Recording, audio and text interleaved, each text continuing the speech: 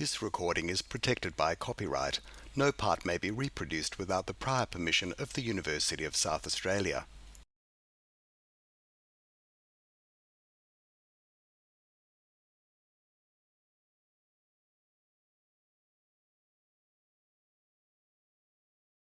Ladies and gentlemen, if I could ask you to please stand as His Excellency the Governor of South Australia, the Honourable Hugh Van Lee, enters. Thank you.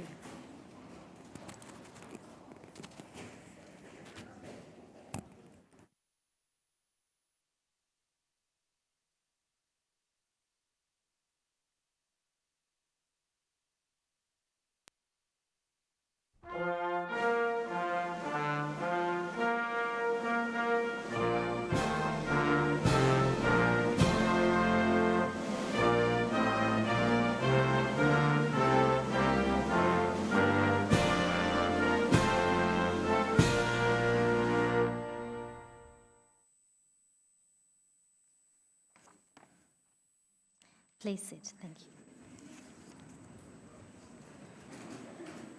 Ladies and gentlemen, I would now like to invite Ms. Pauline Carr, Chancellor of the University of South Australia, to make her way to the stage.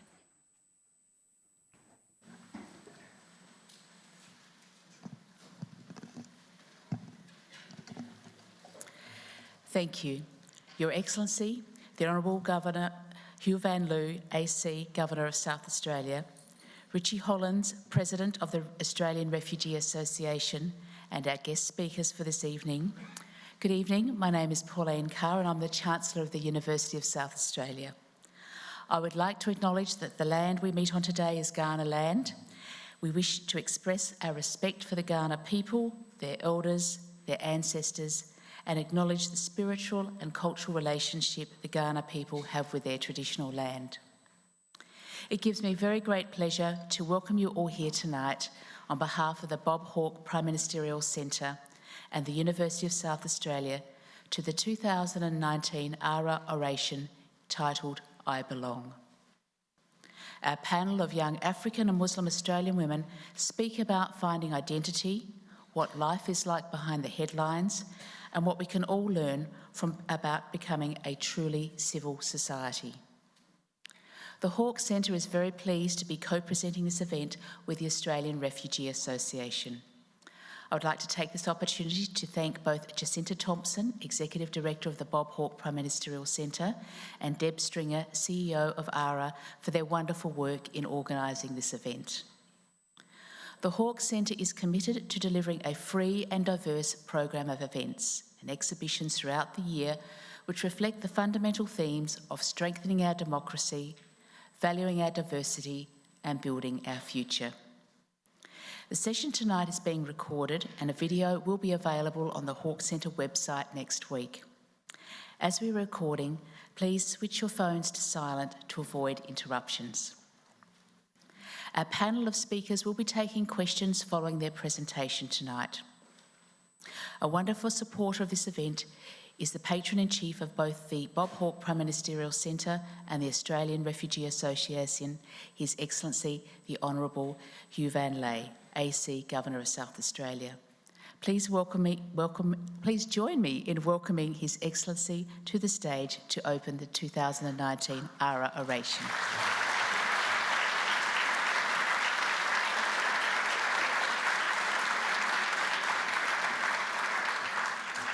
Well, thank you very much for your warm welcome.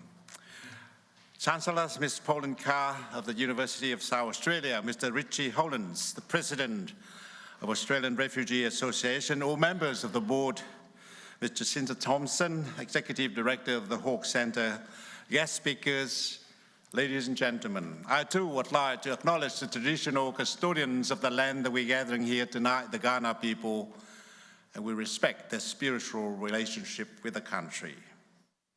I'm so pleased to be here this evening with you all. As we sit here in the Hawke building of the University of South Australia, I would like to begin by acknowledging the recent passing of the Honourable Bob Hawke, former Prime Minister of Australia.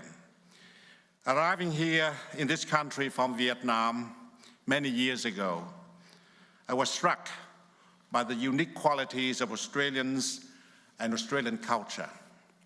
These included the concept of a fair gold, irreverence, generosity, mateship, and larrikinism. Bob Hawke embodied these qualities. I have a great admiration for his dedication to inclusion, multiculturalism, and fairness. And Bob Hawke is the only Prime Minister to have been born in South Australia, and I acknowledge the University of South Australia for honouring him through the work of the Centre.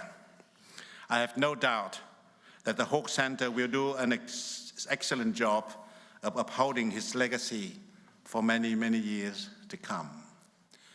Ladies and gentlemen, this evening we have gathered to hear from three outstanding young women on the topics of belonging and identity. These topics are very, very close to my heart. When my wife Lan and I first arrived in Australia in the mid-1970s, we had very, very few belongings, little more than the clothes on our backs. As a refugee, we left behind our family, our loved ones, our friends, our childhood memories, our home. So the concept of belonging to us was profoundly deep and powerful. Not surprisingly, arriving in this new strandland, we sought a sense of belonging to our local community, to our state, and our new country. We assumed that we would need to assimilate, yet we were embraced by our new community. Of course, it was not always easy, and at times we experienced hostility and often significant challenges. But overwhelmingly, we were met with support, generosity, and friendship. I cannot explain how powerful it is, how moving it is for me, the deep and sweet feeling of belonging. It motivated Lan and I as soon as we could to give back to our local community, our new home. It is well known that having a sense of belonging is very important to our health, to both our mental and physical well-being. Everyone has their own stories of belonging and identity, and these stories are incredibly diverse, just like us. They are colored by our own experiences, age, background, and more. I look forward to hearing from our speakers on these topics and learning more about life from their points of view. Now, ladies and gentlemen, 2019 marks 9 years of the ARA Oration, and it has been my great pleasure to watch this event grow in awareness and popularity. The purpose was and remains to expand the conversation about refugees beyond current supporters and advocates, and to engage a wider audience and cross-section of the community. The popularity of this event reflects the strong engagement of so many South Australians with the plight of the refugees around the world. It reflects the public's interest in the topic and the compassion of our community. It also reflects the commitment of so many South Australians to support the refugees who settle in our state as they rebuild their lives and develop a sense of belongings in our society. I would like to acknowledge the Hawke Centre and the Australian Refugee Association for their vision, passion, and hard work in bringing this event together each year. I acknowledge our facilitator, Tasneem Chopra, and our speakers, Khadija Gbla, Manal, Younus, and Flora, Chol, for sharing their voices with us this evening. To our audience, to you, I thank you all for coming along to this event and for your commitment to expanding your horizons and exploring new perspectives. I have no doubt the panel will give us much to think about. I wish you all a wonderful evening. Thank you.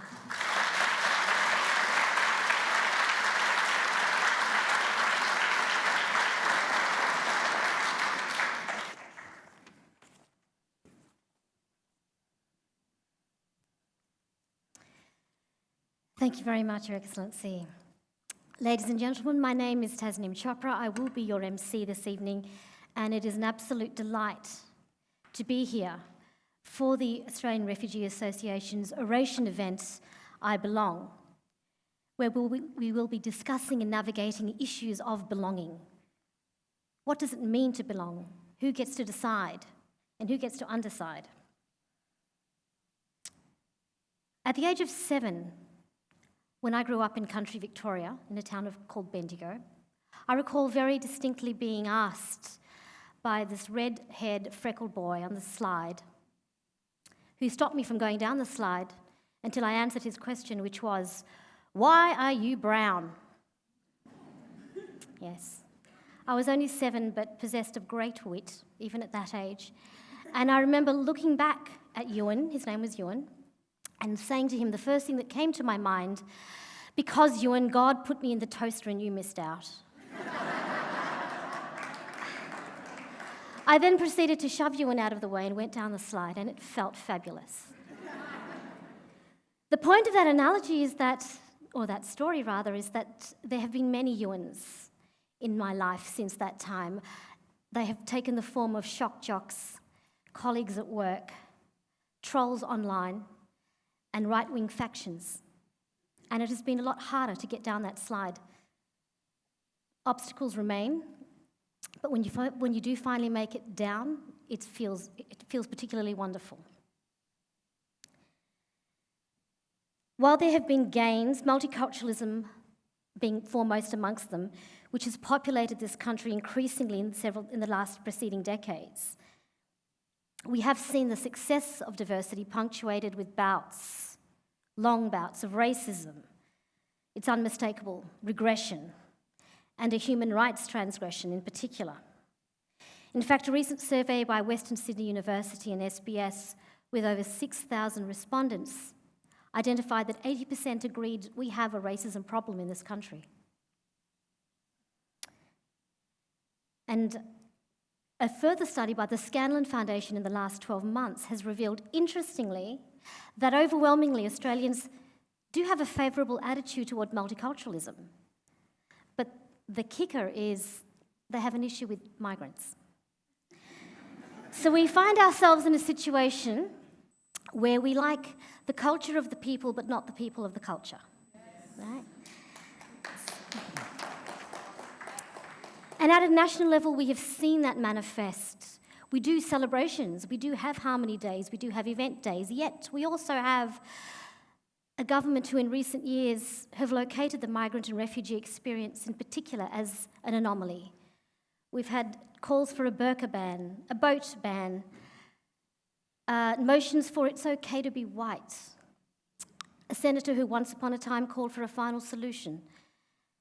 We've had negative attributes directed, targeting particular communities, from Lebanese to the African gangs. We've seen it all. And the weaponisation of diversity, as if it were a crime not to assimilate, has become an ongoing battle that we, as people of colour, continue to navigate in our workplaces, in our communities, and in our educational institutions. We've seen attempts made for free speech to enable the vilification of minorities as if it were a human right to offend, with no sense of the very irony in that equation. Well, tonight's exceptional trio of advocates will present their take on this toll. And their tenacity is a credit to both their communities that they come from, but their Australianness, their savviness, and their formidable strength. You will, I'm sure, by the conclusion of tonight's event, realise that these advocates don't need saving. They just need a microphone and a platform. Yes. Yeah.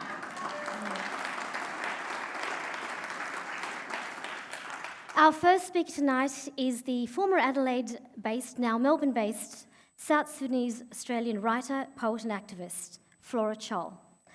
Flora writes poetry, short stories, and she'll be reading an extract of one of the poems from her book, Tomorrow's Dream.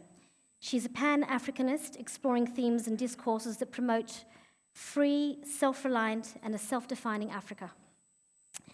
She embodies these beliefs through arguments which mostly deconstruct neo-colonial regimes and with her mother and brothers and sisters as refugees since 2003, she's been an enthusiastic arts advocate, contributor, and an MC. Please welcome Flora Chol.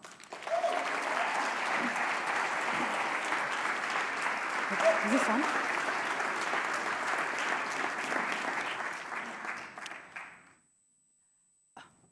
Can you guys hear me? The ones at the back?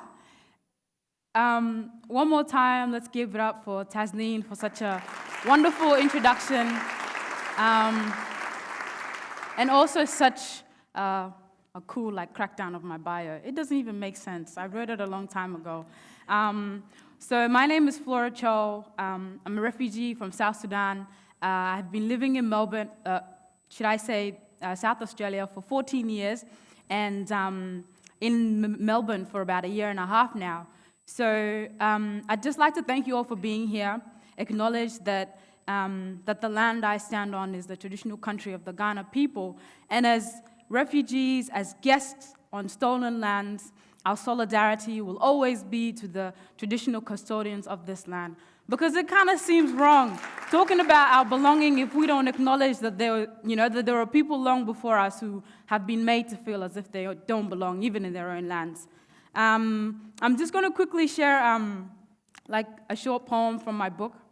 I thought I chucked a copy there, but it's actually down there, that I recently self-published, and it's called Tomorrow's Dream, and it's in relation to the theme of belonging and why we're here today. Thank you, Tasneem. When I'm here, I tell myself to take everything that's mine and never look back. I have given back so much of which I thought was mine to keep. In seeking new opportunities, I forged journeys across seas I had never seen before. Yet even in the land of opportunity, I am met with hostility and prejudice. Australia, where is the hospitality? I'm giving back everything of which I thought was mine to keep. But I'm taking this air, I'm taking this wind, and I'm trapping it in my lungs, and I'm not giving it back. My time here is so short. So that if I'm ever told that I do not belong, or that I'm just too foreign to belong, or that I should go back to where I'm from, I will always remember that I have a part of home with me. I'm taking this earth, I'm taking these mountains and the foundations of these peaks with me, so that if I ever forget who I am, I will always remember that I'm from the land of the tall, the land of the brave. I'm taking this earth, grain for grain, brown against the brown of my skin, and I'm polishing my skin with the blood and wisdom of our ancestors, so that if I ever forget where I am or who I am, or that if I'm ever told that I just do not belong, or that I should just go back to where I'm from, I will always remember that I am the color of the earth, and what a beauty it is to be the color of the earth. Home is where I belong. Ladies and gentlemen, sorry. Sorry, I was just gonna get right into it. I feel a bit deflated, but as I go, I think I'm gonna pick up the rhythm. My brother died last week, rest his soul, and hence the all black. And for anyone that knows me, everyone knows that I like to be a splash of color. But I was like, you know what? If I'm gonna wear all black, why not be fashionable? So hence my beret, and I'm trying to give some Black Panther vibes. I'm gonna quickly wrap it up before Tasneem comes and kicks my ass. Basically, I just wanna end by saying, belonging for people of refugee backgrounds, migrants, asylum seekers, or anyone that leaves their land and comes to a new society and environment and has to learn, otherwise unlearn everything. Belonging is a very complex topic, and it's also very hard to feel like you belong when you have so many reminders every day that you do not belong. But once you figure out that you do belong, you become someone who wants to get out there and share your story. And that's the reason why I'm here today. Because I don't want other people telling my story. I don't want other people making my story sound like it's a story of being saved. I've already survived. I'm here to live.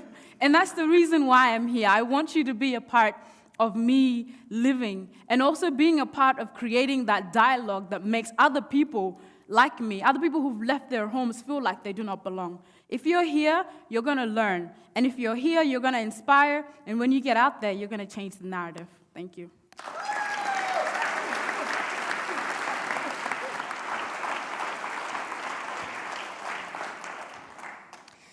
Thank you, Flora. And I would not have kicked you or anything because you're way too tall. Brings us to our next speaker, Manal Younus. Now, Manal is an Australian-based freelance storyteller who believes language and stories are the fabric of our existence. She uses her writing and performances to explore aspects of perseverance, identity, and female empowerment. Since making the Australian Poetry Slam national finals in 2003, Manal has taken her gig across the country and overseas to great acclaim. She's also a recent contributor to the Growing Up African in Australia publication that was just released last month. So please welcome Manal Younus.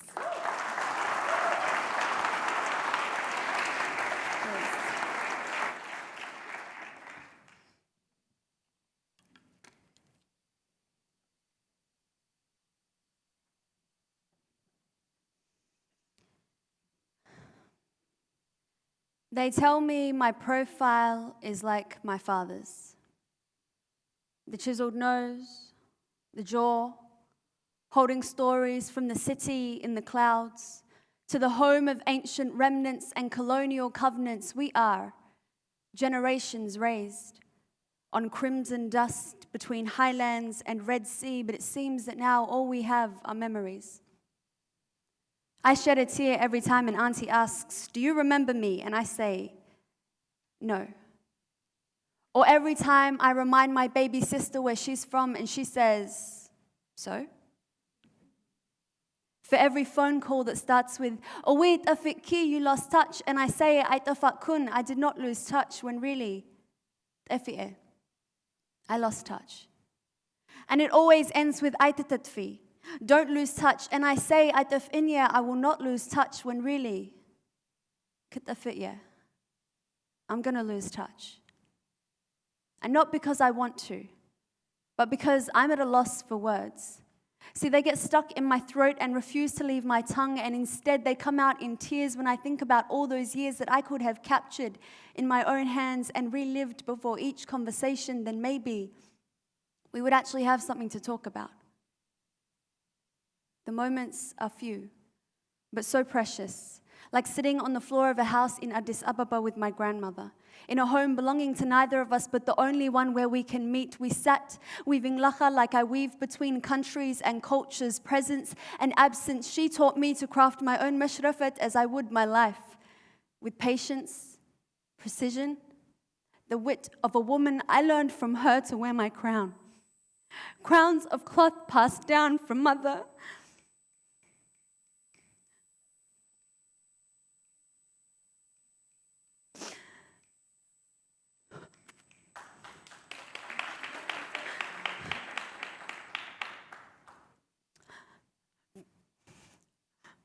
From mother to mother in varying colors, cloth that once was just cloth now holds truths. Strings cut love costs, cloth that represents roads and rivers that run west of red waters.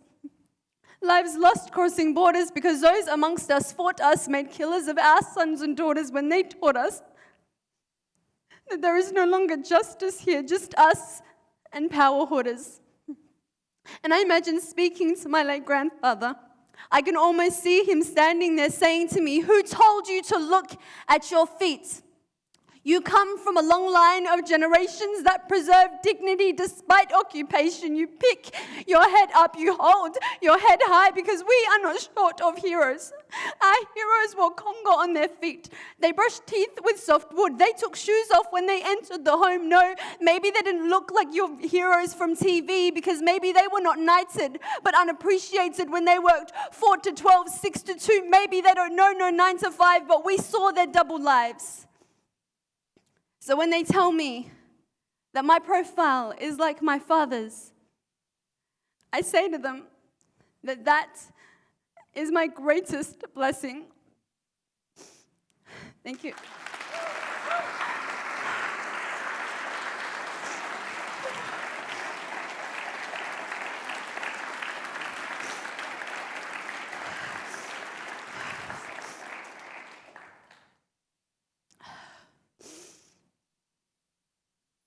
That was unexpected. I was just sitting down before, and I was saying to Khadija that I'm not feeling what I had prepared to say today. And it's because there's been a lot of things going on. And you know, I had decided what I was going to speak about today a long time ago when we were told about this event, when we were asked to speak.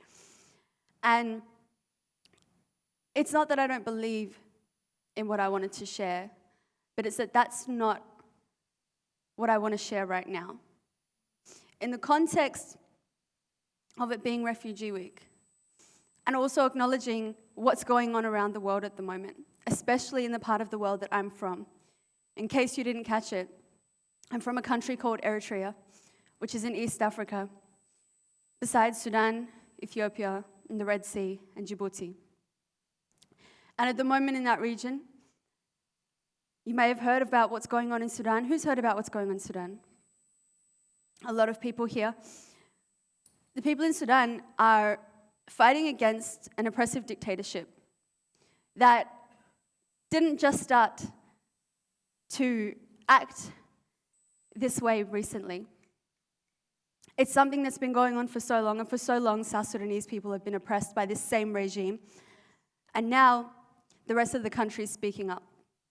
And watching all of that has made me feel so much, partly because we should all be able to relate when we see other people being killed just for wanting some kind of say in how they're ruled, for not wanting to be imprisoned or tortured as arbitrary decisions. But it was also because what happens in Sudan could be really defining in what happens in the rest of the region. And in Eritrea, we've been under a dictatorship for the past 28 years. And now, internationally, Eritrean people are coming together and speaking up. And seeing what's happening in Sudan is both empowering and terrifying, because we've seen what happens when people stand up to dictators.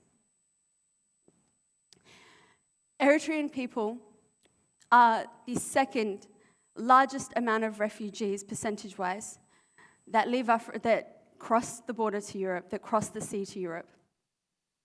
Out of those boats that we see that go from Libya up to Italy, we hear about the refugee crisis in Europe. Eritreans make up such a big part of that. In the boat that everybody knows about, where up to 300 people were killed in 2000, or many people know about it, in 2013. On that boat, 50% of the people came from Eritrea, and it's one of the smaller countries in Africa. Thousands of people, the UN has recorded that thousands of people, up to 4,000 people, leave the borders of Eritrea every month.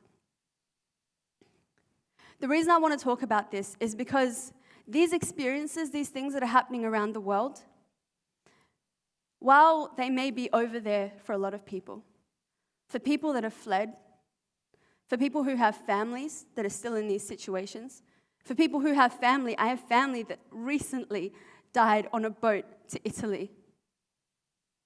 These problems are so close, and they're things that we live with all the time.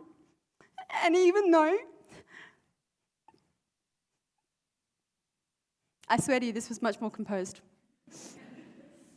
This wasn't even part of what I was going to talk about today. I was going to talk about unconscious bias, but, that's gone.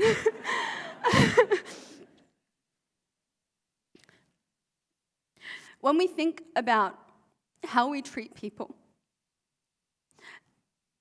we all know that we should never assume what other people are going through, right? In theory. But it's so easy to do that. It's so easy to do that without even recognizing. When you think about somebody, when they speak about belonging, it's not just about the space that they're currently in, but it's also about the space that they've left.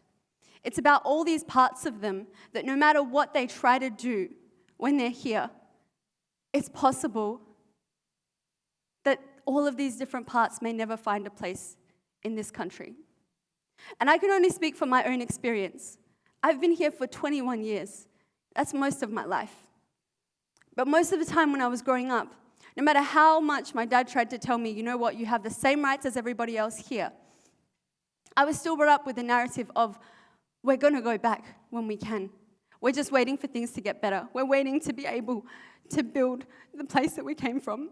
We're waiting to finally have a place where all of our family from all around the world, who are scattered because we're all refugees everywhere, can come back together.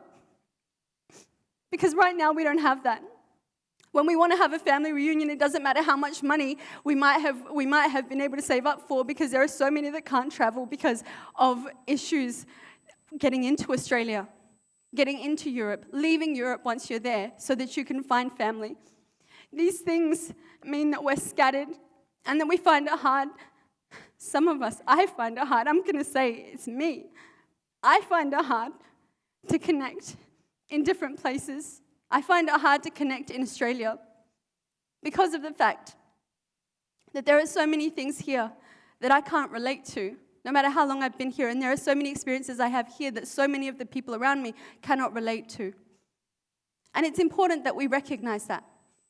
Because sometimes when we think about compassion and we think about treating people well, we fall into this trap of thinking that it's because you're like me, I accept you, because we're all human, because of these commonalities. But why do we have to rely on these commonalities? Why can't we accept people as they are, even if we can't see these commonalities? We fall into this narrative of sameness, of humanizing, when that's not what we have to do.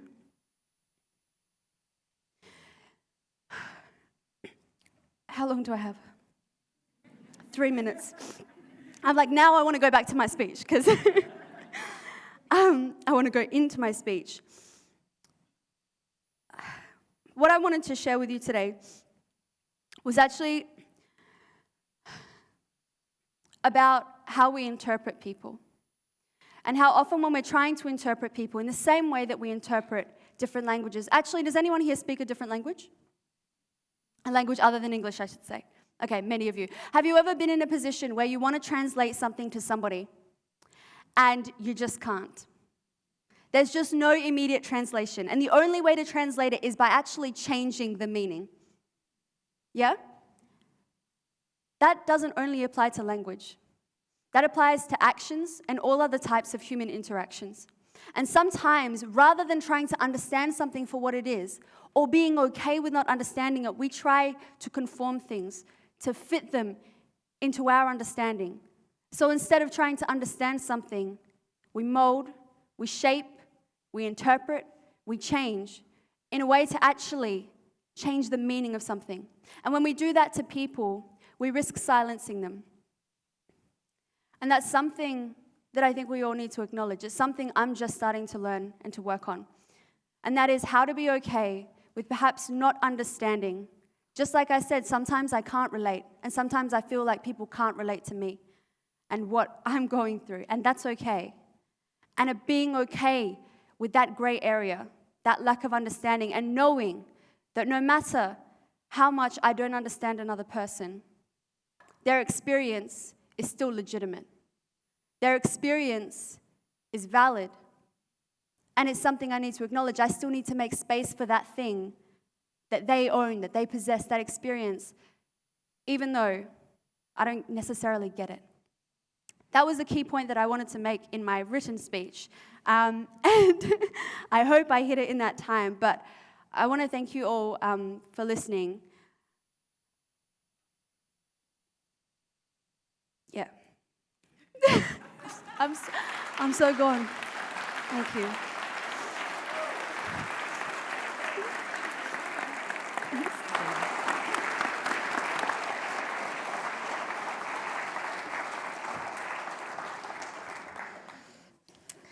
Thank you. Thanks, Mel. I mean, it was hard not to be moved by how personal and how generally feeling. Another round of applause for Manal.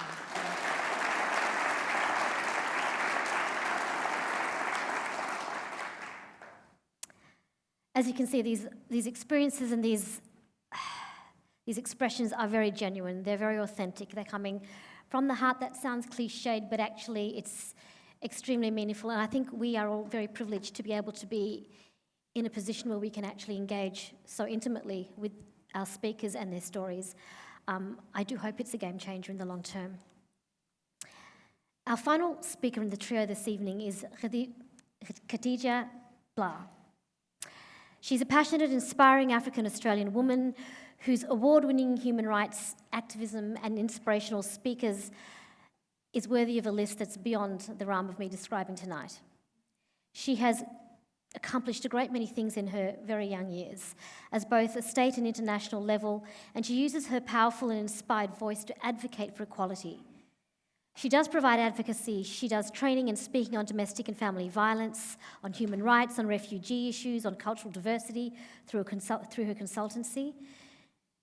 She's a survivor advocate protecting Australian girls from FGM, has worked for the has spoken at the Model United Nations, the Commonwealth Youth Forum, and the Australian and Africa Dialogue. She's an ambassador for Our Watch, and is also linked with Harmony Alliance, which is a migrant and refugee women's organisation that aims to change and provide inclusive voice on multiculturalism. She's the co-founder of Desert Flower, which provides specialised medical care and reconstruction surgery for women affected by FGM in Australia and in the Asia Pacific. And her numerous awards for her vision and her leadership are honestly, I mean, they're listed in your handout, and I would advise you to read them, but they're as long as she is fabulous. And I can assure you, the only thing silent about Khadija Gbla is the G in her name. Please welcome Khadija.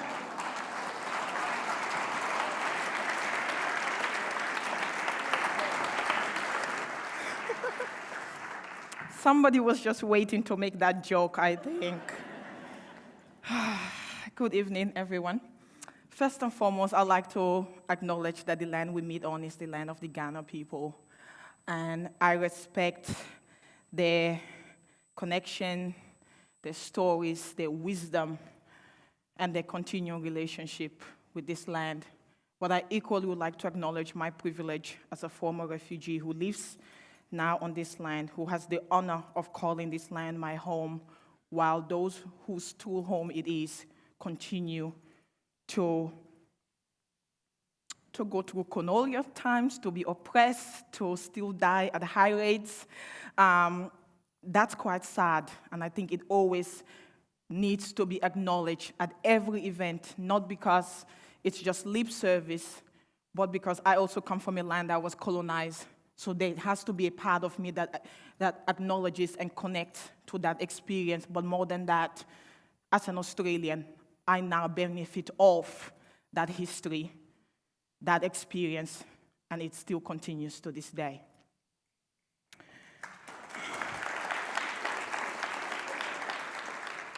I would like to echo what my sisters have already said. Today is World Refugee Day. 70 million people all across the world, women and children, girls, are seeking to be safe and are seeking refuge. And we get to celebrate the fact that we have found refuge in Australia. That is a privilege not afforded to those 70 million. When we talk about belonging, we have seen the tears already. It's a personal experience whether one feels like they belong or they don't belong. And it's not for other people to tell them whether they belong or not, or for other people to determine that belonging. I would like to give a title to my little talk, and for most people know me, I don't do little, but it's all right for 15 now, do little, just saying. Our citizenship is conditional. As an African Australian, and that's how I identify, not an Australian African, an African Australia. I was African before I was Australian, and that will never change. I'm just saying. Because I'm an African Australian, my sense of belonging, to be honest with you, is constantly changing. But I believe that the day I became an Australian citizen, while it was the most probably one of the most important days of my life, and you know why? Because it's the day I realized and thought to myself, you will never be able to send me back home. I'm still challenging that. I'm still checking if there's a condition I didn't read at the bottom of it. but I do believe you can't send me back. Take that Peter Dunton potato head. It's not going to happen. But that is why it was an important day in my life. But 18 years later, do I still have days where I am concerned that that's actually not true? Yes. Because my sense of belonging constantly fluctuates as much as the Australian population's feelings and beliefs about people who look like me. How do you feel like you belong when your face is splattered all over newspapers calling you a terrorist? How do you feel like you belong when, by virtue of the color of your skin, you are named a gang? So me and my 4-year-old little sassy, very petty child of mine, who is exactly like me, it's punishment, I tell you, punishment. Karma, it's a bitch. But my very petty male version of me, when we walk down the road, are we a gang? He probably will be proud to be one, but I'm just like, no boy, we don't have time for that. But yeah, we probably will be labeled a gang. When you have to change your name to get a job interview, even though you're overqualified, do you belong? Will you feel like you belong? When you walk down the street and you're called a black cunt, will you feel like you belong? I like to think as Australians, we really do love to focus on the, what's the word? English is not my first language. So let me translate in all the other multiple languages I speak, and I'll get back to you. But when we have days like this, we want to focus on having the model refugees tell us how grateful they are to live in Australia, how grateful they are to have a home. We can be grateful, but equally, we can also challenge the fact that we still don't feel a sense of belonging, even in our so-called home. How do we belong when we're held to a higher standard? We don't get the benefit of the doubt. I'm scared to make a mistake. I live in fear of making the wrong post online. Ask Yasmin what happened when that happened. Shall we? Because freedom of speech is only for the privileged, white, middle-aged, straight men. They get to have freedom of speech. The rest of us? Hell no. You better watch what you type online, because you might be run off Australia. We are all Yasmins. We all remember that scenario. Every little brown girl, black girl in Australia saw herself in that scenario. So when I want to make a post, I double check it, I triple check it, I sleep on it, I make sure if I have nightmares, then probably I should post it. Then I wake up and then I check it again and then I edit it again, and I call my friends and go, can you check that? Because why? But every time there's a story about an African Australian in the media, whether it's gang related or not, check the comment section. Send them back where they come from. Deport them. But hold on, I thought I was a citizen. Can you deport a citizen? Remember that part about the citizenship where I said maybe there was a condition at the bottom nobody told me about? Well, it becomes real every day. When people call for you to be deported over what every other Australian seems to be doing, do you belong? I don't say this so we can have a negative day or night, so it feels like, oh, gee, we do so much for these people. Couldn't they just come and tell us lovely things about ourselves so we can go home and have a good night? I'm sorry. This wasn't that event. You missed it. It was down the road, probably somewhere else. How do we belong when our citizenship is conditional on our behavior? Our citizenship is conditional on when we meet your standards. Our citizenship is conditional on when we fit the box you have created for us, a box that's constantly changing, mind you. Even you are not sure where the box is anymore, but we're meant to. How do we feel like we belong when we're constantly asked, where do you come from? If I belong and this is my home, what's the point of that question? When every form I fill says I have to identify as a refugee, but am I a refugee anymore? What's the definition of a refugee? Am I seeking refuge? Isn't that ironic? I am no longer seeking refuge, but I constantly have to tick that box. When are we just Australians? When do we just belong?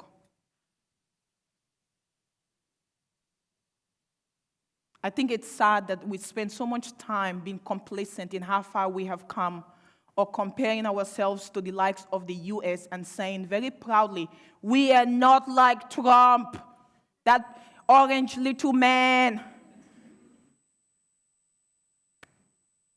But I think a lot of people, minorities in Australia, would defer that we're not like America. Have you been online lately?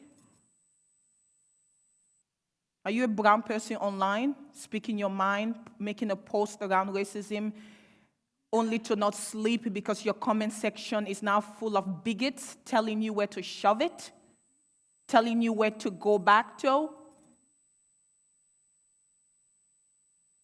We don't even get to mourn. For months, we have stories about African gangs. Do you know it was a luxury to even mourn or be angry? Because when you were angry, somebody went, oh, but you should be so lucky in Australia, though. At least there's no war anymore.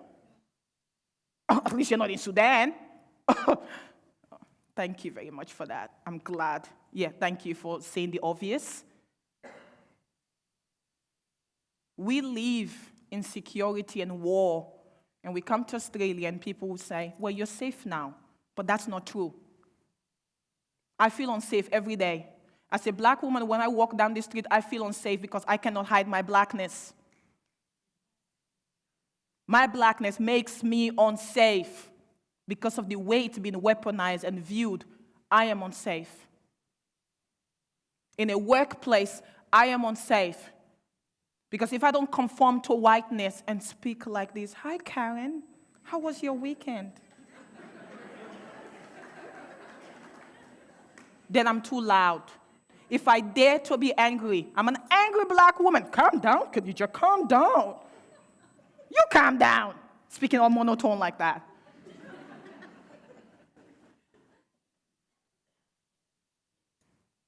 We're not safe. I dread turning on the TV.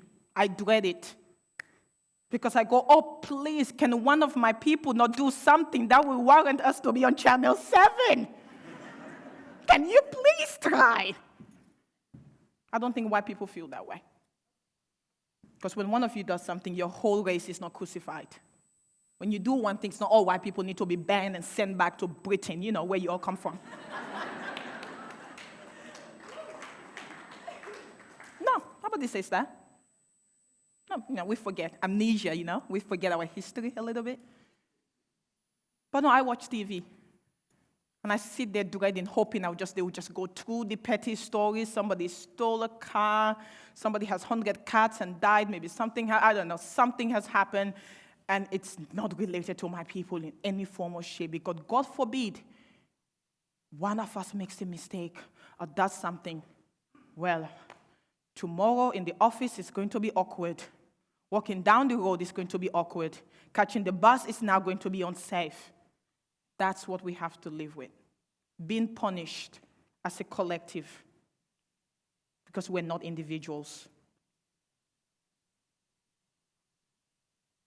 I identify as an African Australian, but that's a loaded identity, one that constantly contradicts itself. I want to belong. I want my child to belong. When I say to him he's black, he goes, no, I like blue, I like green. Thank you, Sammy.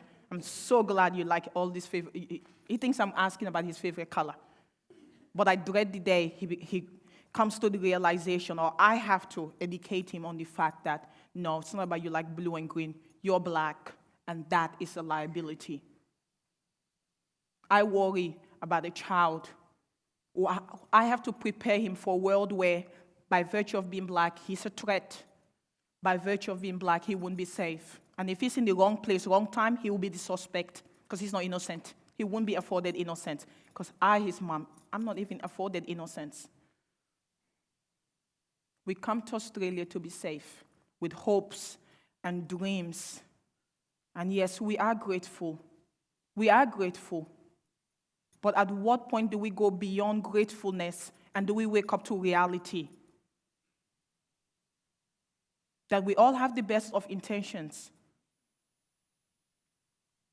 But the citizenship of some people is conditional on their behavior and fitting a certain box and ensuring they don't get too big for their boots, if I've said that Aussie saying properly. Because I do say to kill 3 chickens with one head, so you can't trust any of my Aussie signs, to be honest with you. Have you heard of the model refugee? It's actually a thing. That's that refugee person who is very grateful, doesn't challenge the white supremacy in Australia, has nothing bad to say about their experiences. It's all lovely and dandy. It's all rainbows and fairies for them. So then everyone goes, oh, but Mohammed, he's so lucky to be in Australia. Why can't you be like, Mohammed, Khadija? I'm so glad Mohammed is so happy.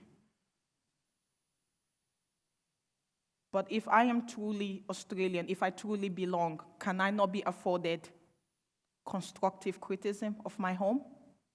Like every middle-aged white man behind a screen? On Twitter? On Facebook?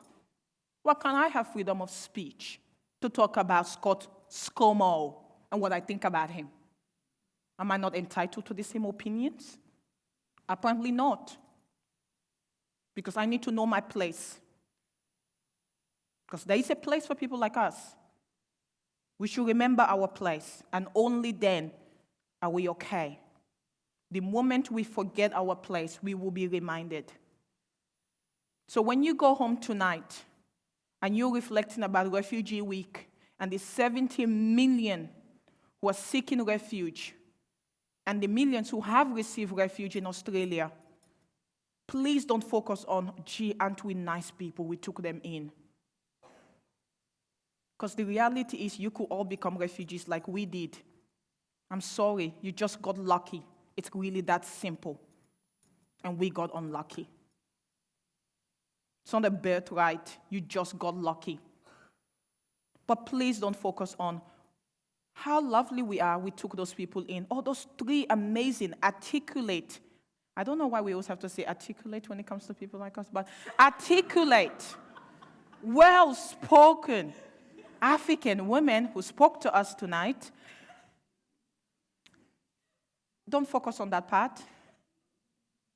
Focus on the fact that we're saying to you, as your neighbors, as the people you think have so much to offer, and tonight we have done a lot of labor in sharing our experiences, please focus on what we are saying in that identity and a sense of belonging. It's not as simple as because we're now technically not in a war zone, we belong and we are safe. It's not that simple. I want to live in an Australia where I walk down the road and I don't have to feel scared because I'm a black woman. I want to go to the supermarket and not be called a black cunt by a white man. I want to catch a taxi and not be called a bitch. I want to go to a workplace where I don't have to take away my blackness so that I can fit in. I don't want my son to be called a black monkey. And I don't want my son to constantly be asked where he's from, because his answer will be Port Adelaide. And then once again, where are you from? Mate, I said Port Adelaide. Where's your mother from? I don't know where that crazy woman is from. So that's not what I want. But a sense of belonging is something that is nurtured. So from the teachers in my high school who supported me to the colleagues I have who are now called family or my friends, it can be nurtured. That's the positive in all of this. I know it's so sad. We have ruined the night. Let's end on a positive note. There's something you can do. We can nurture belonging. Don't they have those white people seminars about belonging? I'm sure I saw one on Facebook. I'll start one. we can nurture belonging. We can foster belonging. But sometimes it means taking the scales off our eyes. That's a biblical term, the Bible, I love it. We have to take off the scales off our eyes and really focus on the truth, not our version of reality. So I hope tonight, as we have shared our truth, because that's our truth, it's our lived experience on a daily basis. It might not be the experience of your black friend, we all know you have one, or your Asian friend, or the other refugee friend or your African colleague at work who's always happy. It might not be their experience, but this is our experience. And we came today wanting to be really genuine. And thank you, Deb, for this platform in allowing us to speak our truth. Because this is what we talked about, that we didn't want to have a conversation that wasn't real. We didn't want to come on this stage and just be grateful. We wanted to take the scales off people's eyes and say, this is our reality. This is our Australia, where people who look like me don't feel safe or feel like we belong. But by God, every single day, we actually try to belong. And that's the kicker. We actually try to belong. So please meet us halfway so we can get to the other side, and I don't have to stand here for another refugee week. Instead, we're doing something else more important. Thank you.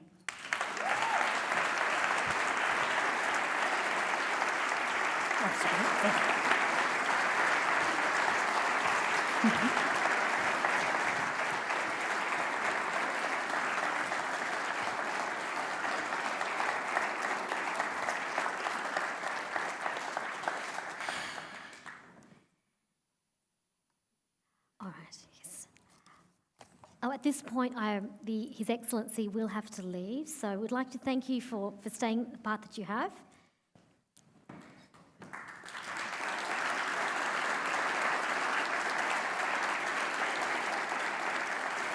Thank you very much.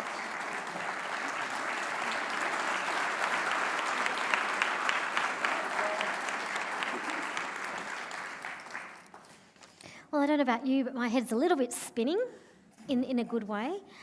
Might be a little bit scared as well, but mainly spinning. And we do have some ample time here for questions. I know that there have been some intimations prior to the event that people already had questions before they had heard our speakers speak. So I'm imagining there might be a couple more now. We have roving mics. Can I just have a hands up of who the roving mic holders are? We have one over there as well. So we are going to have, they will be coming to you, and I would ask, as is the protocol for events like this, to keep your question to a question, not a comment, as far as possible. We really want to hear what all the speakers have to say on so many issues. And before we get the ball rolling, I'll exercise my prerogative as moderator to ask a first question to the speakers. And that is to you, Manal. Manal, you talked about belonging and how you can't fully belong, and you understand that you can't belong to the same extent as others, and by others I will argue is the mainstream, for example. That grey area where you're making peace with belonging to a certain point, how do you bridge that? What do you think it would take for you to feel entirely safe and included as part of what is the greater Australia? That's a great question. So I think, what would it take to make me feel like I belong? I think I've come to a place, to be honest, speaking from my own personal experience, where I no longer feel the need to belong. And in many ways that came because I gave up on the idea of belonging, because of all the things that were spoken about amongst all of you, but particularly from what I remember in Khadija's speech just then. For so long, it was that constant battle. And these subtleties that even when people had the greatest of intentions and were trying to be kind, it was just so clear that I wasn't one of them, that I wasn't a part of it. And so, in that sense, that's kind of why I turned to kind of focusing more on my heritage and the things that made me different. And I think that I've found a sense of belonging around other people of migrant backgrounds. other people of African backgrounds, other people of Muslim backgrounds, other people, these smaller circles. And I think that the reason that I'm able to feel comfortable and still grow is because I no longer have to apologize for wanting to be in these places of comfort. So are you saying, and am I understanding this, that your experience of belonging is much more tied to an internal validation than an external one? Now it is, Okay. absolutely. And it needed to be that way. Cool. All right. Thank you. Did either of you want to chime in on that question as well, Flora or Khadija? I think a sense of belonging it's a human need. It's such a natural human need. We all want to belong. Children, you see it even from a young age. They want to belong, they want to be loved, you want to be supported, accepted. It's a human need. I will always be chasing a sense of belonging. But I do agree with Manal. At some point, you do realize it has to also come internally. But for me, what has really cultivated a sense of belonging is creating my own tribe of people who love me, who support me. And they come from all backgrounds, refugee, non-refugee, but these are people who share my values of human rights and who love all my colorful character that I am. We have all seen a bit preview of that, so you can only imagine what I'm like outside of this beautiful suit. But yeah, they love me, they build me up, they support me, they're there for the yelling matches, they're there when the Twitter shit happens or the Instagram, and I just need to, say it all out loud. But they create a safe space for me where I feel like I belong. And I think sometimes we have a narrow view of where we need to belong. Sometimes you don't belong in your family, but you find surrogate moms and aunties and uncles and cousins and friends who create that sense of belonging. So I think we may have to go outside of the traditional set of belonging and create our own. You may have to create that sense of belonging on your own. Me and my little African gang with my 4-year-old petty child, we are, our own belonging. He belongs in me, I belong in him, and to me, that's probably the safest place in the world. Okay. Flora, we've discussed it, it's come up a few times now, the idea of being a grateful citizen and what it means to be grateful. Now, I'm going to be very provocative in here. Go hard. Pardon? Go ahead. Go ahead, okay. I'm ready to get You're ready? provocative. Okay. So don't you think that to some extent the idea of keeping citizenship conditional is only for your own good, to feel safer, to know what your boundaries are, because should you step out of your lane and your boundary, you're only going to invite provocation and trouble. So isn't this notion of being a good migrant for your own benefit? Yes, Flora, tell us. First of all, I don't feel grateful for shit. She did not. Second of all, on the note of keeping citizenship conditional, I'd just like to point out that right now, as I sit here, I have 2 brothers. One sitting in Christmas Island waiting for deportation, another in another detention center somewhere in Victoria, and so many other South Sudanese young people who were once citizens. So the whole idea of having citizenship as conditional is abhorrent, it's unruly, and it's absolutely disgusting. And and I'm a living example of that. That was a deliberately provocative question, Oh, yes. just in case I get some trolls out there later on this evening. Manal, you've been very, very open and very raw with your emotion experience. What support structures do you employ to nurture and self-protect?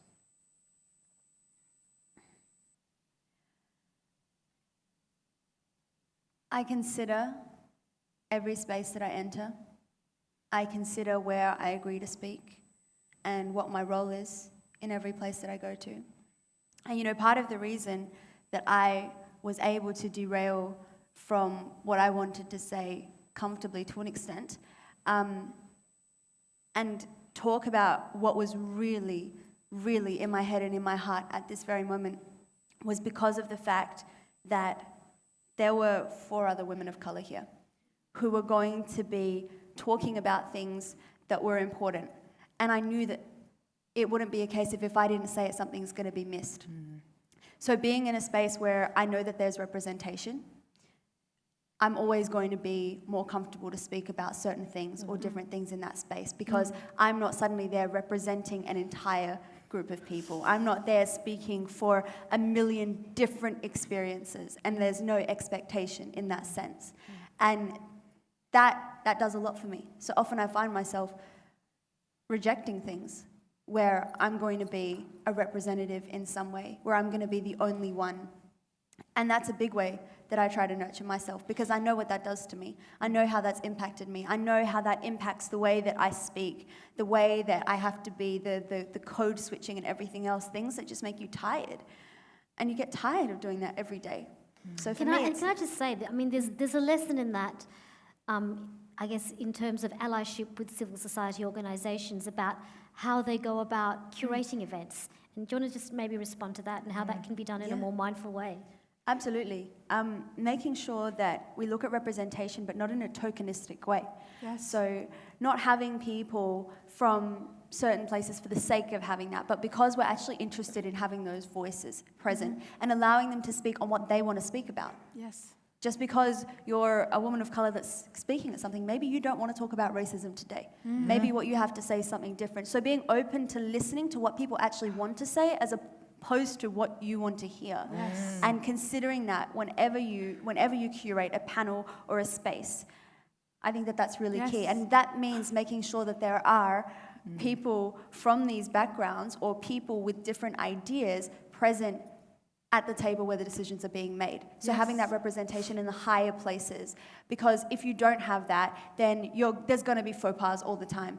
And at a certain point, you can't be apologising for the same thing over and over again without it just being something that we roll our eyes at. Okay. Yes, That that's was it. just a pro tip there for the audience. Yes. Do we have any questions before I keep going on with mine?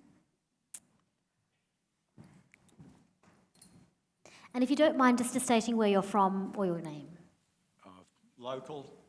Local. Neighbours here. It's pretty where broad, are you but really okay. from? Okay. Yes, where really? Like where? Where are you really from? Where local? Where your parents from? Yeah. No? Where in Puerto Are you sure? My question is, how often you're in the supermarket? Sorry, just can you use the mic to your... Just hold the mic steady, yeah. How often, if you're in the supermarket or walking down the street, you get a smile, a hello, and perhaps even a welcome? Barely. Well, I hope I never get a welcome. Yeah. That could be awkward. True. But everything else. Yeah. Half of the time when I'm in the supermarket, I'm always making sure, nowadays, like, I gotta take that receipt. I ain't trying to get arrested. I ain't even trying to die. Like, I'm gonna take that receipt to make sure that they don't think that I stole this. And, you know, like, that's usually what I'm thinking. But, like, when someone smiles, I smile back. Like, I got good teeth, I got thick lips. Why not smile? Yeah. So perhaps it's something we should do. Yes. Thank you. Can I say something to this smiling? When I came to Australia, I did find white people smiling a bit confusing, to be honest with you. I found it confusing because I didn't actually know what the intent was. There was a lot of smiling. And I'm like, what's the intent of all this smiling that's In happening? Africa, you smile with purpose. You know what I mean? Exactly. What is the point of the smiling? But also what I realized was that sometimes people will smile out of, it's a knee-jerk reaction, so you don't feel like they're a threat to you, rather than I am smiling because I welcome and I'm nice to you. And now when I see a smile, and you know, as the political climate in Australia has changed, I am hesitant and I feel anxious when someone smiles at me because I'm not sure if they're smiling because they think I'm a threat to them, so they want to go disarm me. If they're smiling because I have caught them actually spying on me, like I'm going to steal, which people do in supermarkets. So for people like us, a trip to the supermarket is not simply you go in and get your grocery and leave. No. A whole lot of bunch of things can happen in that setting, from the store person following you around, people giving you nasty looks, or somebody, in fact, saying something upsetting to you. But then, yes, there are those genuine smiles that every now and then filters through where it spreads across the cheek, like, I am really smiling at you. Please notice that I'm smiling at you because I want you to feel welcome. I want to make up for the 90% who probably didn't smile at you. Oh. And then I go, good try. It's a mixed bag, the smile. The smiling game is a mixed bag. Yes, I think It is an interesting one, and I think for the most part, when we do get smiles, the human reaction is to smile back. But I think when that's followed with a, so where are you from? And, I still get welcomed to Australia, and I've been here for 40-something years, and I still get commanded on my grasp of the English language, and to which I usually say, yours is pretty good. As well. So you can play it both ways. Yes. Do we have another question on that side? Did I see a hand? Yes, down the front.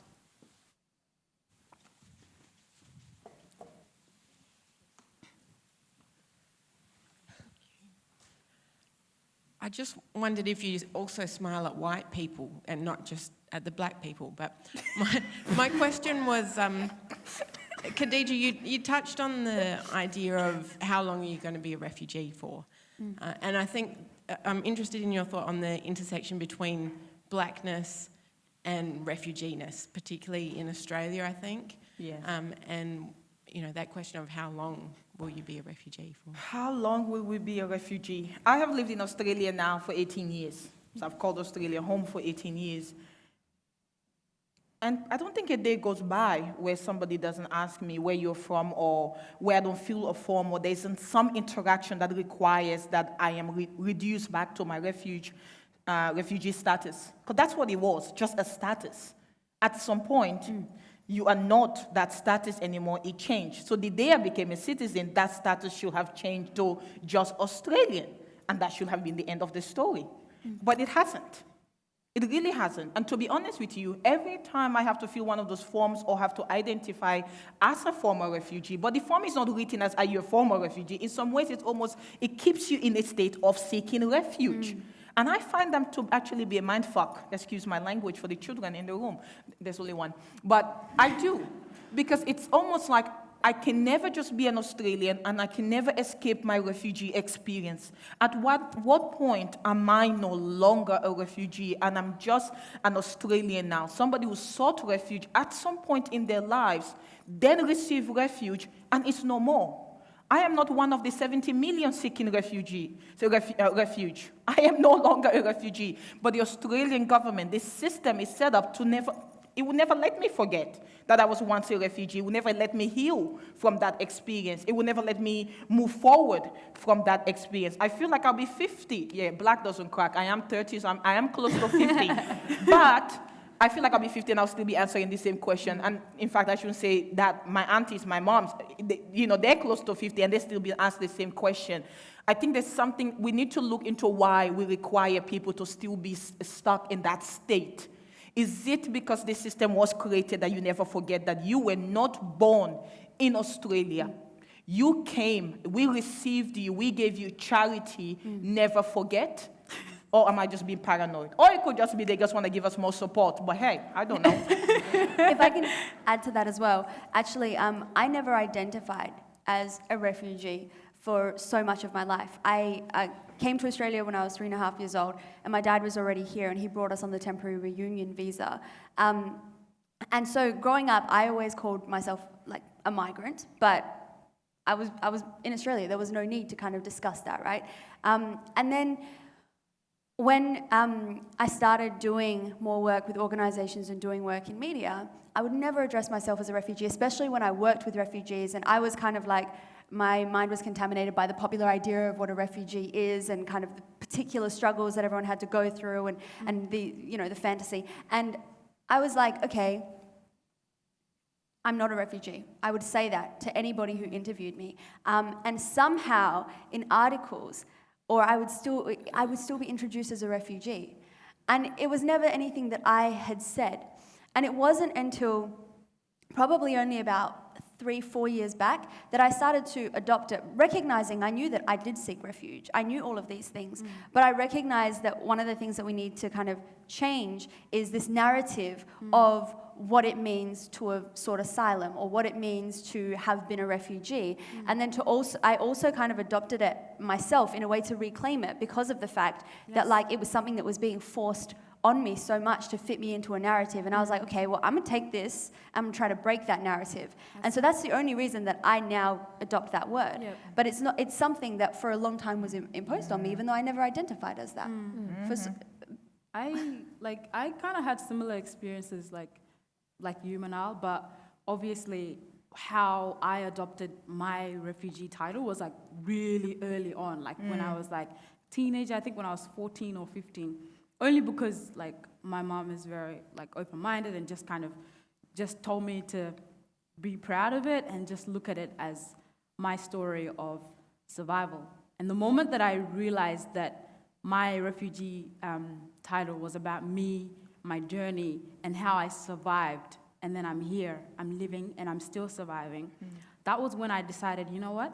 This is my story. I'm not gonna let white people define it. I'm not gonna try to let white people explain what it means to be a refugee or what I feel as a refugee. And that's why like I'm in spaces like this, because I wanna be able to explain or to kind of frame that, I guess, title in a way that best, describes the kind of person I am and like how far I've come in my refugee like journey. Like I feel like my whole life has been about seeking refuge. I was born in like in Khartoum, North Sudan, and then moved to Egypt at the age of 6 or 5, and living there as a refugee, like basically like a stateless person waiting to receive refugee status. And then once we got a humanitarian visa, we were granted a humanitarian visa because my mom was a political prisoner, so that was the reason why we left home, based on her politics and her activism. And once I came to Australia, and my mom instilled that kind of like pride in her journey, and now something that has been placed on me as my journey as well. I was like, you know what, this shit is real. Being black is like one of the hardest things in the world, but it's also one of the best things in the world. And also being refugee. So I've just kind of merged the two, and I'm like, bang, like I'm the realest. I love it, love it. So we have a question up the back there. How can young children and people help? My heart. Oh, so cute. Okay, girls. Khadija, do you want to start, since you have one at home? Children are the future. I think it starts early. It's the books you read to your kids. Do you have a book that talks about that refugee experience? I think there's actually one, a very famous book written by an Australian woman, actually. I can't remember her name. But there's books. It's about the stories. There's a lot of books now. There's a lot of books, actually. It's exposure to, communities that, diverse communities, not in a tokenistic way. Don't come and just eat our food and go home. We're not interested in that anymore. We're over it at this point. But I think genuine engagement from a young age, taking a child along to, the books and the library and events and educating them and talking about stories. And, when they're in childcare and they're kindy, they have kids who are very diverse as well. Have those conversations. When they have harmony, they show up and actually be part of the conversation, and really enriching that story. Because I think kids are resilient. The next couple of generations are better people than we are. They are very, what do you call it? They're just full of hope. Anymore. You don't know any. I live with one. Their brains are still maturing. There's so much we can put into them. Every change that needs to happen needs to start early. So I think young people and children are the best people we can prepare to be the best citizens who live in a world where we're not going by labels and I guess, sentencing people to those labels for the rest of their lives, but instead they would just be human. They would just be people that, my son I wouldn't have to have a conversation about race, for a longer period, because he will be in a kindy where there's such diverse kids and nobody has pointed out to him that he's chocolate. And that's because their parents have raised them, hopefully, in the right way, that is not the first thing they notice about him. That what they notice is that he's adorable and talks way too much. That would be great. Oh, where does he get that from? I have no idea. Same. And can I just say, then, the fact that a young person, a child, is actually asking the question of how can I help and how can I be an ally, that's a very positive reflection on parenting. Yes. So yes, somebody. Kudos to the parents. Good on you, Dad. For a child that's turning up, wanting to ask the question and not coming out with presumptions. And too many young kids, we see it manifest in schools where they're name calling and berating because of what they're learning at home, or believing everything they watch on the news, which we know not to be true. Do we have another question? We have one at the front. One at the back. One at the front, and then how are we going for time, Renata? Okay, so one at the back, one at the front. So the one at the back, yes, first, please. Yes. My name is Khadija. Hi, Khadija. Hi, Khadija. So I'm half caste. My mum's Australian and my dad's from West Africa. He's Liberian. Sorry, I can't hear you. Oh, so I'm half caste. My mum's Australian and my dad's West African. And I've got a little sister. She's 10, but her mum is actually Sierra Leonean and her dad's Liberian. So she's full African. It's like the United Nations at home. It's insane. She is one of the only black kids at her school. She comes home to me crying, saying that they've said to throw battery acid on her, like throwing water bottles at her because they're saying that she's dirty, her skin's dirty, she needs to go and take a shower. Just saying the most absurd things that I don't even comprehend come out of children's mouths. And me going to big sister mode, I'm like, okay, I'm going to come down to school, blah, blah, blah. I'm not going to come and yell at 10-year-olds. Yes. But I'm like, is there any advice that you can give to me to give to her, because I don't know what to say to her anymore? Those were my cousins when they first came to Australia and they started going to school. And actually also that's my story, because I used to come home crying to my mom saying I will never go back to school because I was tired of being called a monkey, and I was really just tired of the name calling and made to feel like I was less than a human. But I think when my cousins came and having to go into protective mode like you required a different skill set than when I was the one on the other side of it. So I was that person. I wasn't the parent, I was the cousin, but I was the one calling the principal to say, we need to have a conversation. My cousins deserve to come to school and feel safe. It's actually a right they have. It's amazing when you have conversations and you go straight to rights, how it's received, versus when you're just like, I want this to happen. It's a right they actually have to be at school and to be safe. But unfortunately, what was happening is that they would get bullied, and when they reacted, they were the problem. And I wasn't having a bow of it. Let's talk about what happened when somebody called somebody a monkey, and now you're saying, well, they shoved that person. I want to actually talk about both behaviors, but you don't get a pass. And the schools have to be held accountable. You need to hold them accountable, that they have a duty of care for every child. And this is maybe legalese and big language, but I feel like it works because you're holding them accountable. While your sister or all our kids are in school, principals in that school are actually accountable for them. And physically, mentally, they're accountable for them. So if your sister is not feeling safe and she is being put down, and obviously what is clear is that it's racism, and it's powerful to say the word. We tiptoe around the word way too much. It's racism. Say it and stand by it and say, this behavior is racism. Name it. And I know we have come so far in Australia where now calling somebody racist is more offensive than them being racist, but that's still bullshit. If you're racist, then be ready to be called a racist. At least be proud of it if you're going to behave that way. But the reality is, name the behavior, hold the school accountable, bring extra support. It never goes wrong to bring extra support. And sometimes that extra support needs to be another white person. And I don't say this faint-heartedly. As a 31-year-old woman, the battles I go into with racism, I call on my white allies to come with me. Because it makes a difference to have another white person next to you talking to this white person, saying to them, it's not just all in your head as a black person who's saying racism has happened. It's sad that our word would just not be taken. Take backup and support and keep talking to them. Don't let it go. Don't let them bullshit you. Keep calling them out, and if all else fails, say you will name and shame them. That gets action very fast. Couldn't have said it better.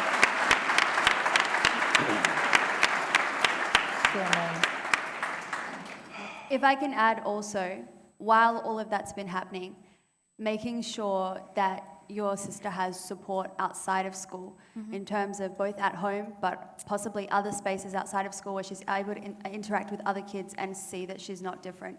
That's really, really important in building from within oneself to be able to deal with all the crap that comes from outside. So all I can say. Also, like, it's not that deep. Like, just breaks my heart because I see this way too often, and like in my line of work in Melbourne, like I do a lot of work in schools, and in Melbourne at the moment there's a huge, there are a lot of issues happening within the South Sudanese communities. And people are just becoming to realize that a lot of these problems with our youth are starting within schools. It's not necessarily a youth problem, but it all goes back down to that feeling of belonging and whether you don't feel belong, or whether you don't feel like you belong. And if you're a young person, you're in school, you're experiencing racism on the daily, and you're made to feel like you can't do shit, you can't even add 1 + 1 because you're black, you're gonna get out there on the streets and you're gonna do whatever it is that you wanna do, because in your subconscious mind, school has told you you're not good enough. And school is supposed to tell you that you're good enough. And when I moved to Melbourne, I was so angry and I was so upset. And then I realized there needs to be a greater representation within schools of African mentors, teacher aides, people like me, going in there telling them that we ain't taking shit from you, we stand with our kids. Because the problem is that these teachers are gonna go back, to the parents and say, oh, your son did this, push this person. And because parents don't understand, or they also get bullied into thinking that there's something that their child did wrong, and they themselves don't know better, because what? They don't probably speak English well, they don't understand what's going on. And, they play into that whole authority complex. And I've realized that if we get the opportunity as, people who experience racism, why not go into those schools, apply for jobs in those schools, and keep an eye out for our own students, and also try to encourage them to stay in schools, but also find support that we can offer them ourselves. Because it's like, you're just fighting a whole system on your own. And once I've realized that, I'm like, okay, now there's a lot of work that needs to be done. So pretty much what Manal and Khadija already said, but also letting your sister know that should be some kind of support mechanisms outside of school that she can kind of fall on. I'm going to stop talking now because I'm feeling like Khadija. Can I say something?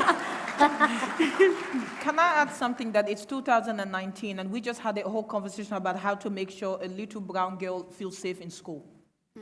And we just came up with numerous ways for her to survive school. That is heartbreaking.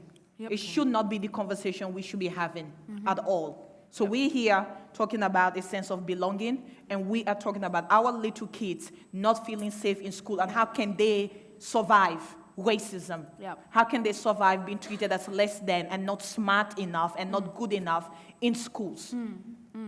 That is not acceptable. I feel like sometimes I've reached a point where I'm like, if nothing gets done the first time I complain, the first time I'm polite to white people and their racism within schools, the second time I'm going to take an iron fist. I'm going to run up on that school and pretty much, I'm setting a bad example.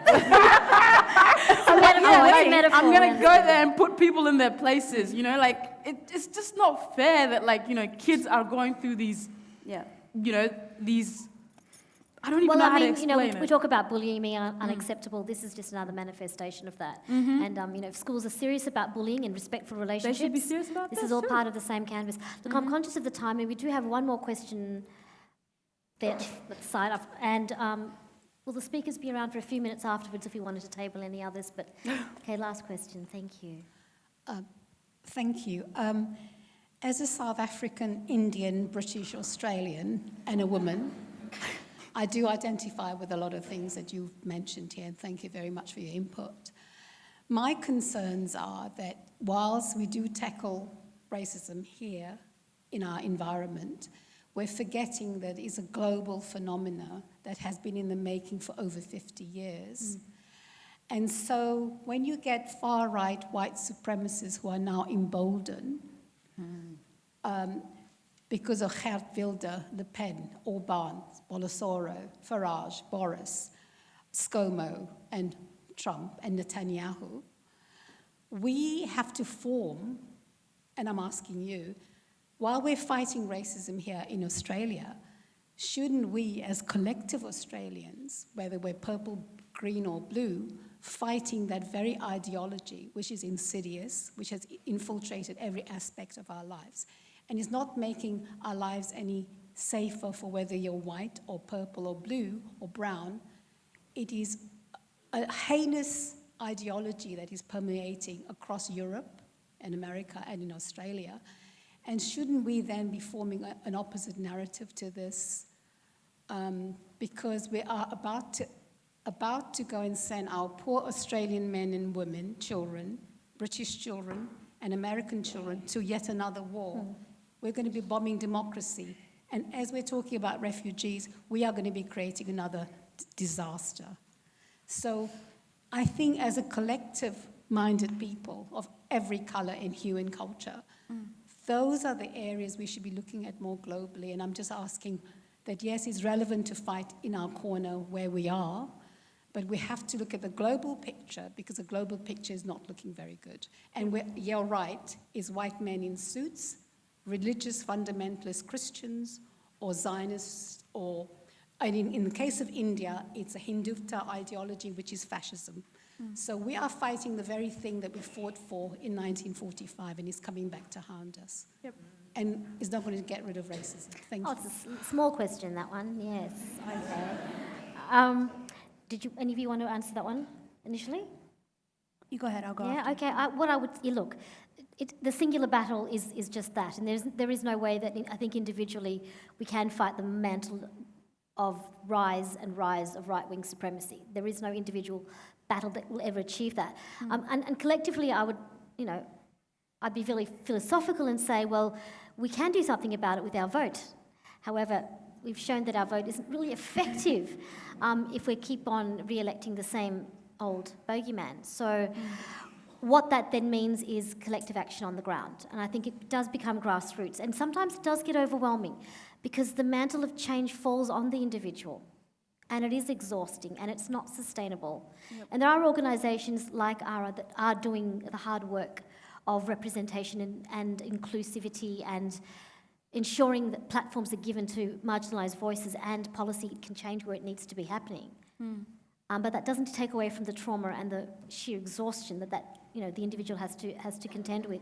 So sometimes when it does get too much, the biggest difference you can make is the single story. Yep. And it is that one child in school. And it is that neighbour that doesn't talk to you. And it is that colleague who has particularly racist perception that needs to be dealt with. So I'm not saying we can't deal with the whole, but sometimes the battle just individually is enough to be able to survive and sleep at night. Collectively, we live from one election to the next. Yep. I really don't know what more hope I can realistically give at this particular point, because I also feel burdened, overwhelmed, and completely despondent about the future when I think of the prospect of another war. But yeah, how do we, I'm open to solutions at this point. I don't have the answers. Yeah. Any of you? I think just to add to that, bringing it down to that single story at that individual level, I think us recognizing that we are a part of a big system and therefore we have a role to play in that. So recognizing what position we're in everywhere we go is something that I do constantly. I recognize my privilege in every space that I go and who I may be oppressing by the way that I speak, by the story that I share. And for all of us to be aware of that is really significant, because sometimes, those of us who have stories that we can silence other people, those of us who have tragic stories, and not recognizing that we're doing that, not recognizing that we're adding to oppression, that we're actually regressing the whole movement to end this kind of thing. So learning about what it means to be who you are, of your story, of your gender, of your race, of your ethnicity, of your class background and everything else, and knowing how that interacts with the rest of the world. On that individual level, if we all took a little bit more time to do that, a lot of change could be made automatically. So, Thank you. And on the note of, I'll just quickly add, on the note of white supremacy, me personally, I've reached a point where I'm just the only people that can actually get rid of white supremacy are white people. Thank you. Don't task other people with the job of cleaning up the mess that you created and allowed to infiltrate everything in this whole goddamn world. I'm tired, I'm exhausted, and I don't want to educate people. I don't want to educate bigots on why they should treat me like a human being, even though they already see that I am a human being. I'm going to talk how I'm doing right now, but at the end of the day, I feel like it's white people who think like us, who have alliance with us, that have the voice and the power to go out there and tell other white people that they don't know shit. Yeah. Can I add a little bit to that? I promise I'll keep it short. I will keep it short. When it comes to white supremacy and this... I love how you do that, like... It means I'm getting ready. White supremacy sucks. It does. It is in every area of our lives unless you are not the one being impacted by it. When you're benefiting from it, it doesn't seem to be real. It's not there because it just makes your life easy and cushy. Yeah. But the reality is, for those of us who are on the other side of the actual hatred that is white supremacy, and that is not saying every white person is evil and is out to get people of color. That's not what we're talking about. But the ideology of white supremacy and the fact that it does benefit white people, whether you are racist or not, doesn't change the fact that it benefits you. It benefits the life you have, and it uplifts you in the society we live in, and it puts you in a hierarchy. At the expense of others. At the expense of those of us who are non-white. It is not our job, and neither will it ever be, should it be our responsibility to end something that literally every single day sucks the life out of us and tells us that we don't deserve to actually exist. Because that is why we have terrorist attacks where people of color are bombed down, and nobody seems to care that people in Sudan are dying. But when a white building, a white symbol of white supremacy burns down, millions of dollars just magically appeared to fix it. I am sorry, but white people are not the ones being punished by white supremacy. We are being punished by white supremacy. People look like me, sound like me, are the ones who go to bed every day and wake up scared that we are going to get punished by virtue of not being born your color.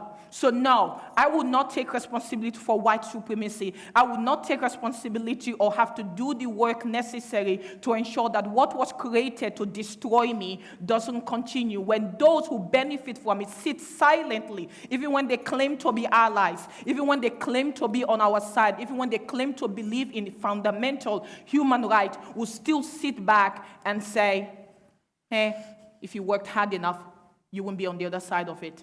White supremacy will end when white people get their shit together and decide that for once and for all, they're not the superior race to every other race, but also that every other race actually deserve to exist in this world. Not because you tell us so, but because we damn well deserve to.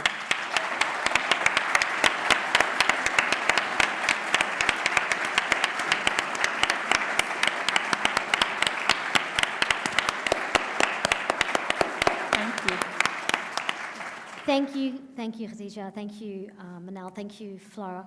I'm going to call Deborah Stringer, the CEO of ARA, to say some closing remarks. Thank you.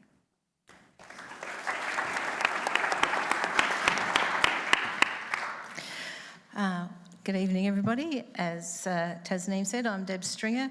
I'm going to do a Manal and throw my notes out.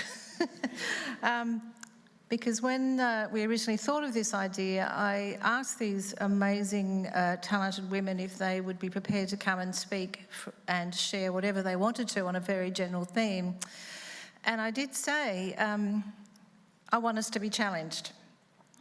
And I did say, we might get a bit scared or we might get a bit confronted, and that was actually my intention.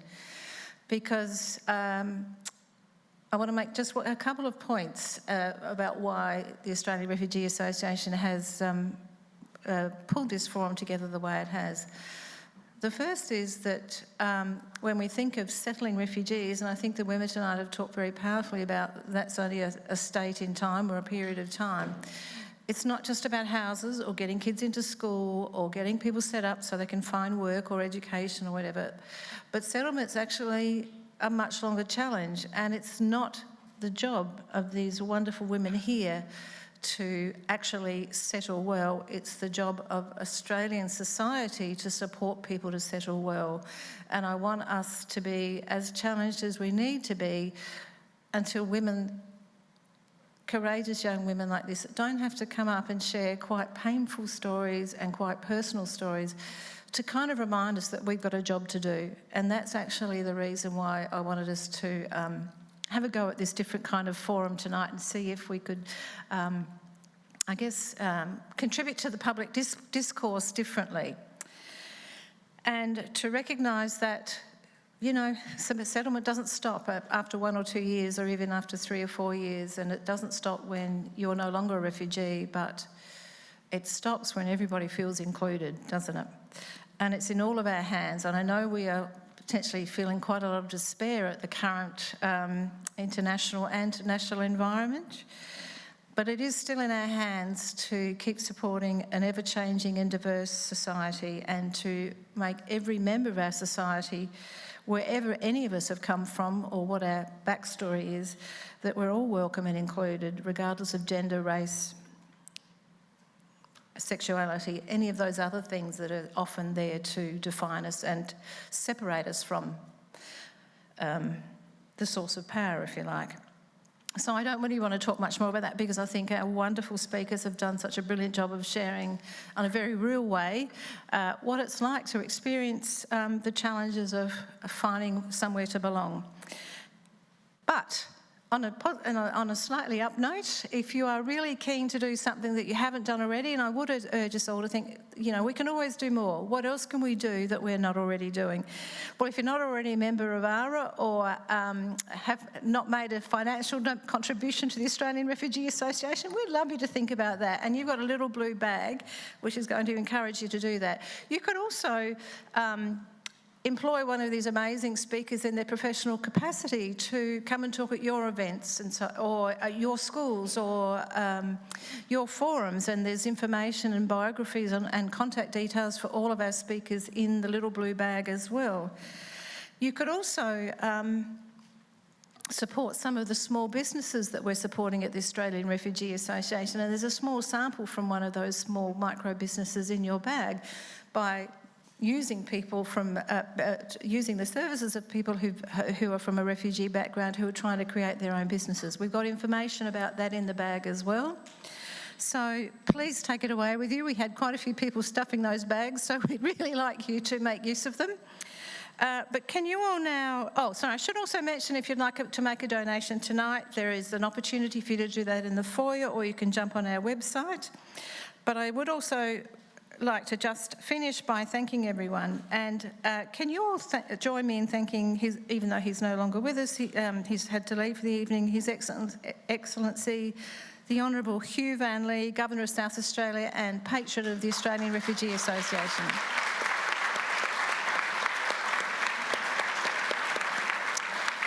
Can we also thank Pauline Carr, Chancellor of the University of South Australia,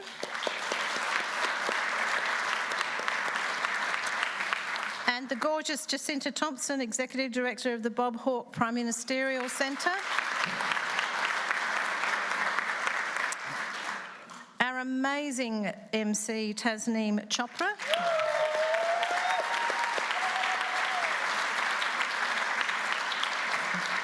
Flora Chol, who's unfortunately probably just popped out for a minute.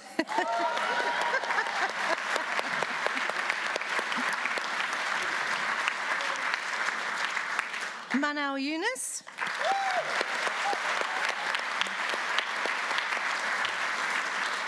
Khadija Gbla.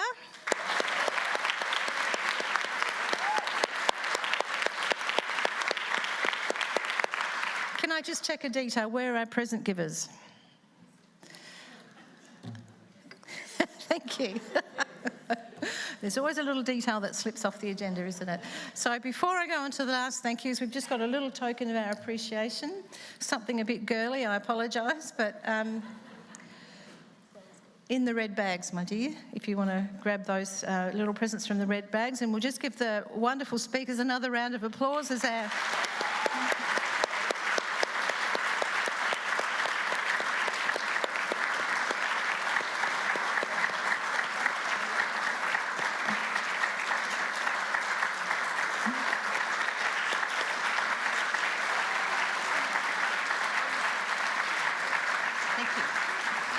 So Alison's one of our fabulous youth ambassadors at the Australian Refugee Association.